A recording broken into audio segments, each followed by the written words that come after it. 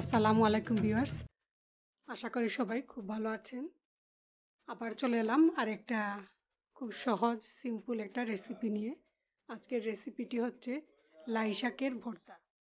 তো আমি আজকের শাকটা ভর্তা করব টাটকা মাছ ভেজে, কোনো কৌটার মাছ নয়। তো আপনারা থাকুন।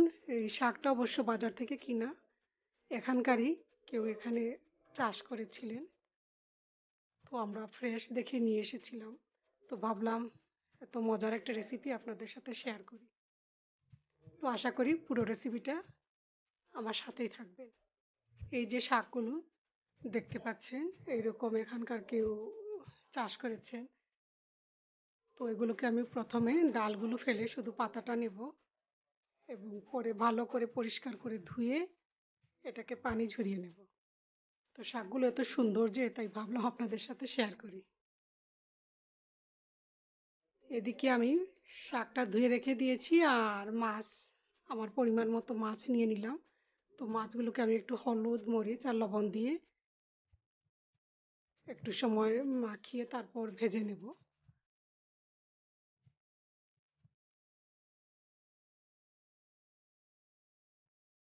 এই যে মাছটা আমি এখন ভেজে নিচ্ছি। এই যে সামান্য একটু তেল দিয়ে আর এই তো মাছটা ভেজে নেব।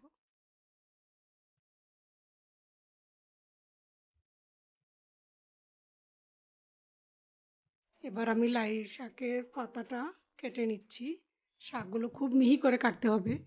আমি অবশ্য খুব মিহি করে কাটতে পারিনি, আর এখানে তারপরে আপনারা যে যতটুকু পারেন মিহি করে কেটে নেওয়ার চেষ্টা করবেন।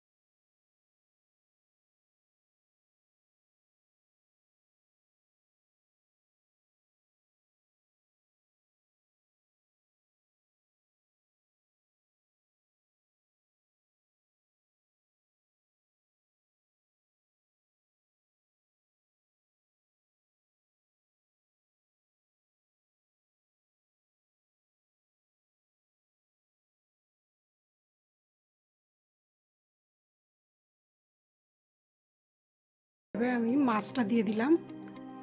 মাছটা অবশ্যই খুব ভালো করে কাটা ছাড়িয়ে নেবেন, নতুবা শাকের মধ্যে দেখা যাবে না, গলায় বিঁধবে।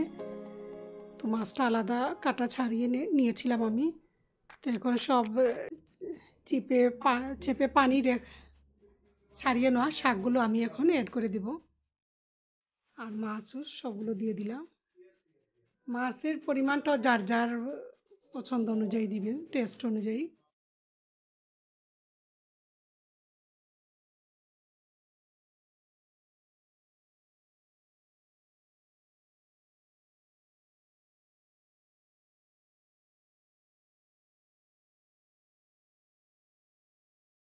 এই তো বেশ হয়ে গেল আমার লাই শাক ভর্তা।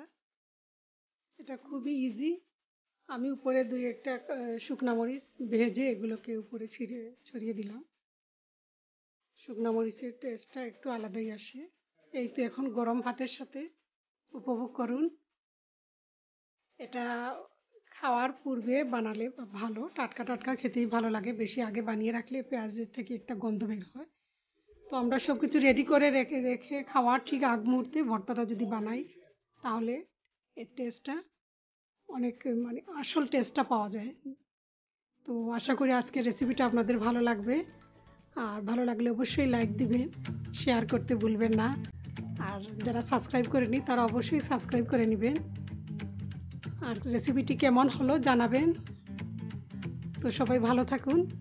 সবাইকে অসংখ্য ধন্যবাদ ভিডিওটি দেখার জন্য। আজকের মতো এখানে বিদায়। আল্লাহ হাফিজ।